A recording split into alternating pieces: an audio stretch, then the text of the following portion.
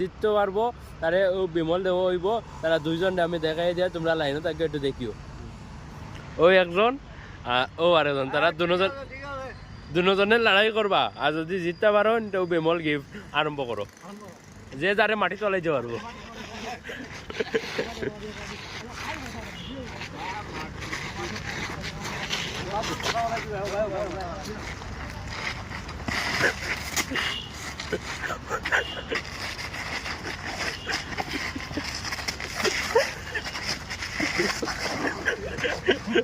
এই